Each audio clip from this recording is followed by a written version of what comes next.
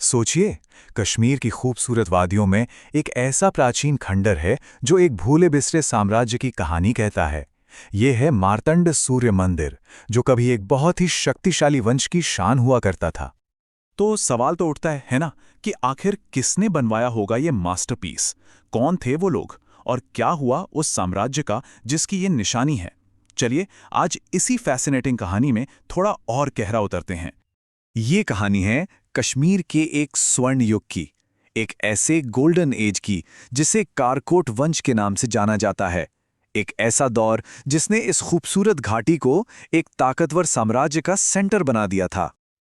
तो हर बड़ी कहानी की तरह इसकी भी एक शुरुआत है। चलिए जरा टाइम में पीछे चलते हैं और देखते हैं कि इस पावरफुल कारकोट वंश की नींव आखिर रखी कैसे गई।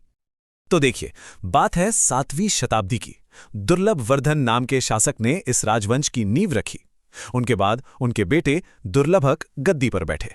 सब ठीक चल रहा था, लेकिन असली गेम चेंजर आया 724 एडी में। एक ऐसा सम्राट जिसने कारकोट वंश का नाम इतिहास में हमेशा के लिए लिख दिया। और वो नाम था सम्राट ललितादित्य मुक्तापीड़।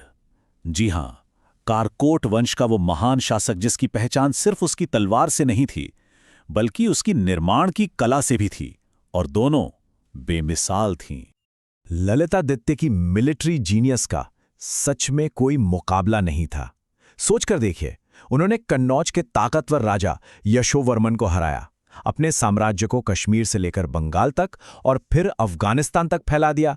इतना ही नहीं, तिब्बती, कंबोज, तुर्क सब उनकी ताकत के आगे झुके।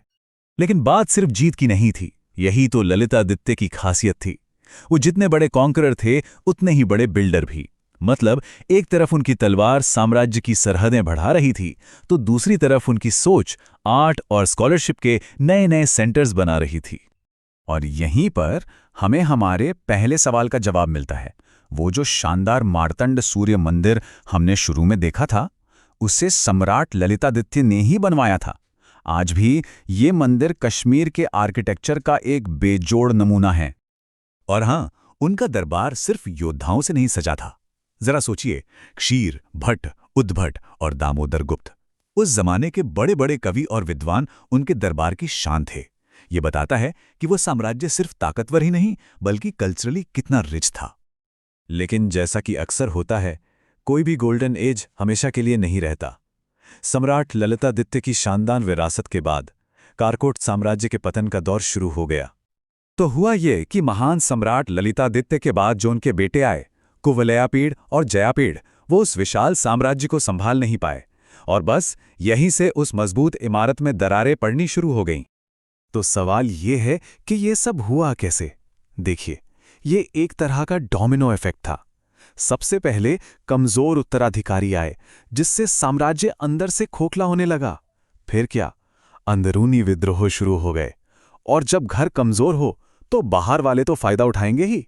बाहरी आक्रमण हुए, और आखिर में एक नई शक्ति, उत्पल वंश, ने आकर कारकोट साम्राज्य का अंत कर दिया। और बस कहानी का ये चैप्टर 9वीं शताब्दी के बीच में खत्म होता है। अंतिम कारकोट शासक उत्पलापीड़ को गद्दी से हटा दिया गया, और इसी के साथ इस महान राजवंश का शासन ऑफिशियली खत्म हो गया। मगर क्या किसी साम्राज्य का खत्म होना उसकी कहानी का भी अंत होता है?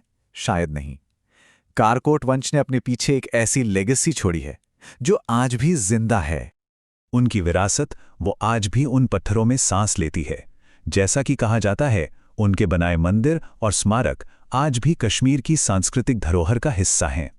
मतलब साम्राज्य तो चला गया, लेकिन उनकी कला, उनका आर्किटेक्चर, वो आज भी उनकी महान कहानी सुनाते हैं। और ये हमें एक बहुत ही दिलचस्प सवाल पर लाकर छोड़ देता है। क्या इतिहास में किसी साम्राज्य का अंत सच में उसका अंत होता है, या फिर उसकी विरासत उसे किसी न किसी रूप में हमेशा जिंदा रखती है?